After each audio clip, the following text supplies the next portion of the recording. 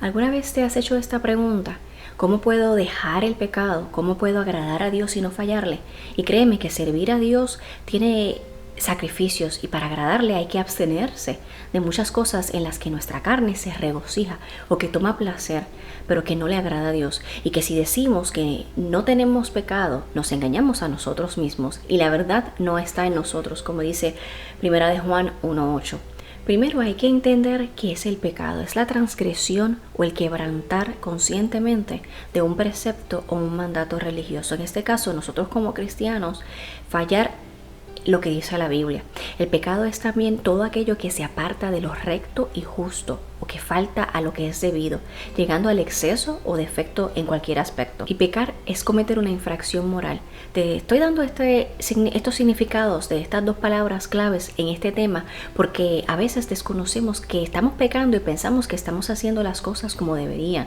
Sin embargo, debemos ser más que diligentes en estar atentos a nuestras acciones con los demás, pero más importante a nuestras acciones hacia Dios. Y es que no solo se peca contra Dios, sino que también contra nuestro prójimo. Y me gustaría que hoy puedas identificar cuáles son aquellas debilidades o comportamientos que te están haciendo pecar y que quizás no puedas dejar a un lado y santificar tu vida para que puedas desistir del pecado y agradar a Dios. Hay pecados deliberados, es decir, con toda intención, y otros que los hacemos sin saber, como diría el salmista, aquellos pecados que nos son ocultos. Aún de esos pecados, el salmista pidió perdón y le pidió a Dios que lo librara de ellos, como dice en Salmos 19:12. ¿Quién podrá entender sus propios errores? Líbrame de los que me son ocultos. Y ese reconocimiento demuestra sumisión y entrega total a Dios. Demuestra que somos cuidadosos y temerosos de Dios y que no queremos fallarle. Dios nos exhorta que como cristianos aprendamos a caminar en el Espíritu, es decir, abstenernos de todo lo que contamina nuestra alma y nos satisface los deseos carnales. Como dice en Gálatas 5:16 y 17. Digo pues, andad en el Espíritu y no satisfagáis los deseos de la carne, porque el deseo de la carne es contra el Espíritu y el del Espíritu es contra la carne, y estos se oponen entre sí para que no hagáis lo que queréis. ¿Y qué es lo que queremos? Agradar a Dios, ¿cierto? Y es que, como te he dicho anteriormente en otras ocasiones, el ser cristiano no nos hace perfectos y sin pecado, al contrario, tenemos debilidades y faltas que hemos de llevar a diario a los pies de Jesús. Y flaquear no es otra cosa que debilitarse o perder fuerza y en algunas ocasiones aflojar en alguna acción. En este caso sería el pecado.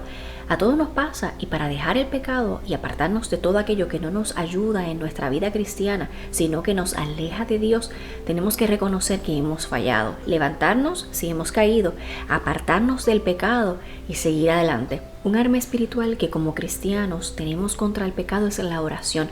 Cuando te sientas tentado a pecar, acude a la oración.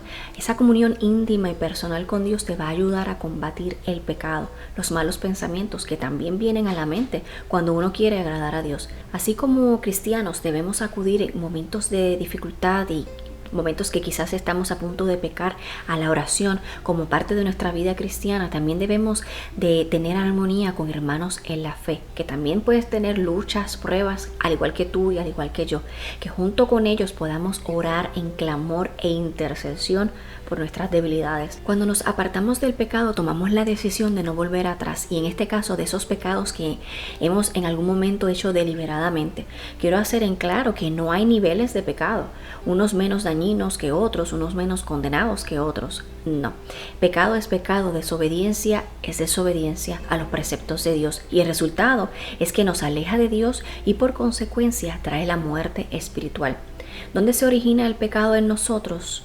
Si tú lo has preguntado, se origina en nuestros corazones, pues es engañoso más que todas las cosas, como dice Jeremías 17:9 y 10, engañoso es el corazón más que todas las cosas y perverso.